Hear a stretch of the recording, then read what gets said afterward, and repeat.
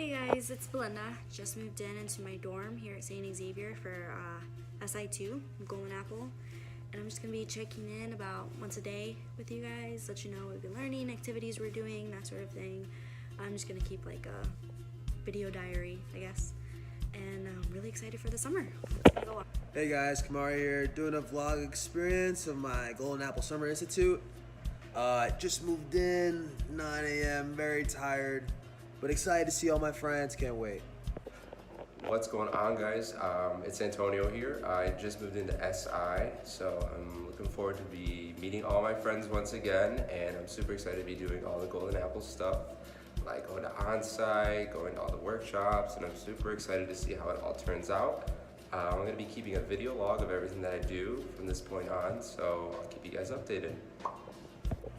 So for our first day of classes, we had a LEAP session with the Christians where we talked about our learner profiles and our authentic selves and how it connected to our work readiness and our collaboration styles. So like for me, some of my strengths were leadership, empathy, active listening. And for collaboration styles, I found that I was able to stay on track and lead discussions. Hey guys, just finished first day of class.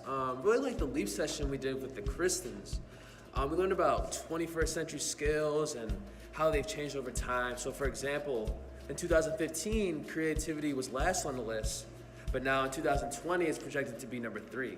So it really showed me things I need to learn when I take that next step, so yeah. What's going on, guys? I just got home from my social emotional learning seminar and classroom management seminar. For classroom management, I know it is best to handle behavior in a calm, consistent, and efficient manner. Really, it's all about taking care of what needs to be done in the classroom. And when it comes to social emotional learning, I know that at the end of the day, it is all about building a relationship with your students and establishing that rapport with them, because that is the fundamentals of what it means to be an educator. Also, it's handling students' basic needs. If students' basic needs aren't met, they're not going to learn, and they're not going to learn efficiently. And at the end of the day as well, for you as an educator, you need to make sure that your needs are met. So self-care is most important. But really, when it comes to all of this stuff, not all educators agree on it, but the biggest and most important aspect of it is that a little bit of it needs to be taken away, and then a little bit of it needs to be appreciated, because like I said, at the end of the day, it's all about building a relationship with your students. Today we took a class called Classroom Culture and Community with Jessica and Carla, and they gave us this quote: "Students can't take academic risks if they don't feel socially, emotionally supported or healthy." And that was one of the big takeaways I took from this class. And from there we had this discussion about classroom culture and classroom community, the differences between them, and if they can coexist together, if they're dependent of one another, that sort of thing. And we came to this conclusion that every class has a culture, but not every class has a community. And even if you have bad classroom management skills as a teacher, if you're able to form bonds with your students and help them form relationships with each other, then you have then created a community and a safe space in which they can learn. And then we started talking about classroom norms, which were ways to build these communities.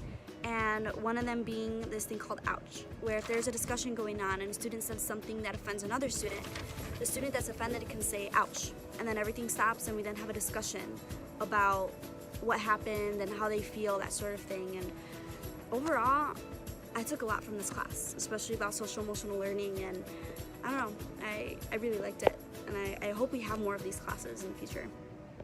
So over the last couple of days, we've been learning about inquiry, and I'm just going to list some of the biggest takeaways I've gotten. So, involving the active questions and involving curiosity and activity when you're planning a lesson for your students, as well as facilitating the construction of knowledge by activating and pursuing the inquisitive nature of each learner. And then from there, they gave us this model on what an inquiry-based lesson looks like. So it involves categories such as assessment, inquiry, questions, hook, objective, and learning assessment, or learning experience. And then when you're planning it, you begin with an objective, then assessment, followed by a learning experience, inquiry questions, and then end with a hook.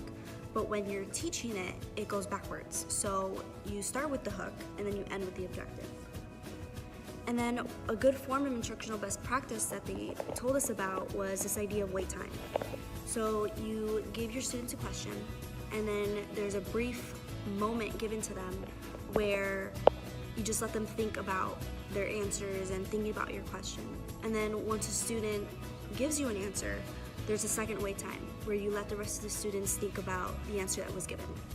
So overall, I learned the importance of inquiry and its implementation into my lessons. Hey guys, just came back from my first day on-site at Homewood Flossmoor.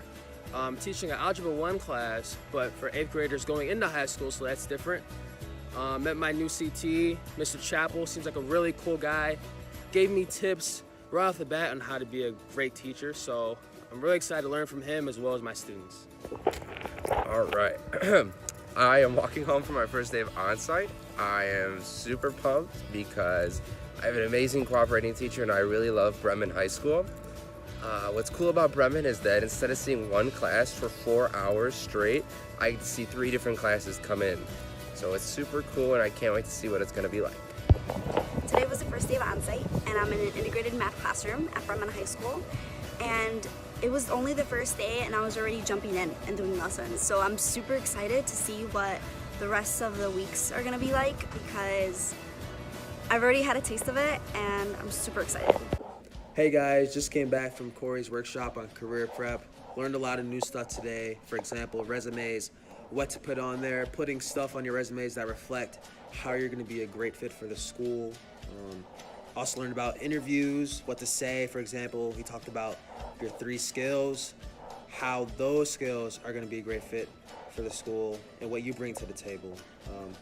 We also talked about what to wear, not polos, always wear a suit and tie, jacket, blazer, all that good stuff. And lastly, we talked about researching schools, the schools in which you want to work at. You know, you have to know about your school before going into the interview. Got to learn about diversity, retention rate, the test scores, all that jazz. So yeah, it was a really good time. Always a great time with Corey, really good guy, longtime friend, love him to death. But yeah, had a really good time. Can't wait to learn more. So yeah, it's been amazing. All right, so I just got out of digital instruction, which was a very interesting class. What we really talked about was how education itself is moving into the digital era, or it's already sort of established itself now. So just sort of talking about what that actually looks like inside the classroom.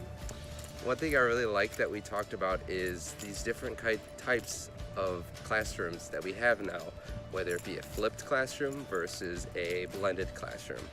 Now, what I liked is that I learned a lot about a flipped classroom, which is the concept that what we do in class is now flipped outside, and now students are learning it outside of class through digital videos that I, as an educator, would make.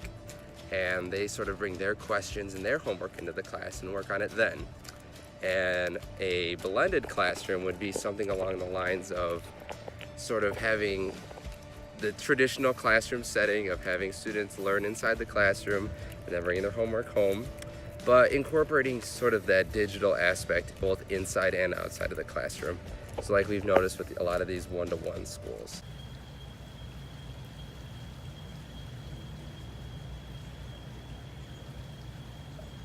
Okay, all right. Honestly, I would say the Dunes trip was my favorite experience of SI because after that, I feel like us scholars got to know each other on a deeper level.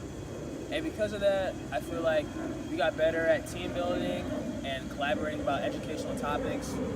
And so because of that, I think that was my favorite moment. So for me, it wasn't just one moment, but every moment I was in my classroom at on-site because my cooperating teacher gave me the opportunity to run lessons and do activities with the students that overall just made me a better teacher.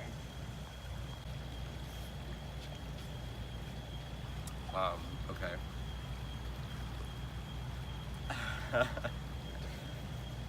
I would have to say my favorite moment of SI would be the moment I stepped foot into my reflective, because I was able to just see all these young scholars ready to step inside classrooms and ready to change lives.